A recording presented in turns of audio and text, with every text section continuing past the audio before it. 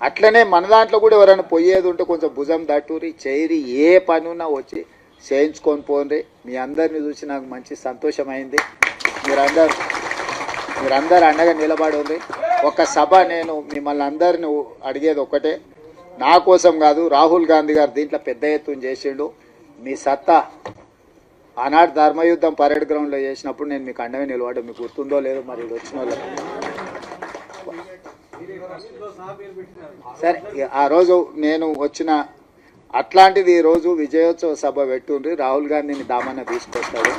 ఎందుకంటే మనము కృతజ్ఞత చూపిస్తే ఆయనకు కూడా ఉత్సాహం వచ్చి ఇంకో 4 రాష్ట్రాలలో చేపిస్తాడు.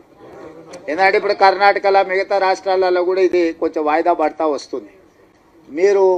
మీరు అండగా నిలబడ్డట్టు 10 లక్షల మంది జమై ఆయన నిజేసి దామన్న మనోళ్ళందరి నేతృత్వంలో, మహేష్ గౌడ్ గారి నేతృత్వంలో ఒక అభినందన సభ పెట్టి రాహుల్ గాంధీ గారిని ఇచ్చేసారండి. ఏ మనిషి అయినా అభినందన కంటే ఏముంటుంది? గాంధీ కుటుంబానికి ఏంది? దేశం కోసం సర్వం ఇచ్చిన వాళ్ళు, దేశం కోసం సర్వం ఇచ్చారు, ప్రాణాలు ఇచ్చారు, అన్ని ఇచ్చారు. వాళ్ళకి ఏముంటుంది? మీరు మాకు సాయం చేసారు, మిమ్మల్ని గుర్తుపెట్టుకున్నామని మీరు అందరు గట్టిగా చప్పట్లు కొడితే ఆయన ఉత్సాహంతో ఇంకా 4 రాష్ట్రాలలో చేపిస్తాడు. మన ప్రభుత్వం ఉన్న ప్రతి రాష్ట్రంలో అమలు జరిగితే ఆటోమేటిక్గా మిగతాలో కాక సెగ తగులుతూనే ఉంటుంది. తగలదా? తప్పు సప్పుడు ఇప్పిస్తూనే ఉంటుంది కదా వాళ్ళ చెవులకు. అందుకోసమని ఈడ కదలంగానే అవతల పక్కలా కొంచెం కదులుతూనే ఉంది కదా.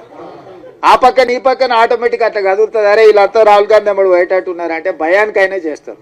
అప్పుడప్పుడు జర తెలుగుగా భయపెట్టి కూడా చేసేది నేర్చుకోండి అని తెలియజేస్తూ సెలవు తీసుకుంటున్నా.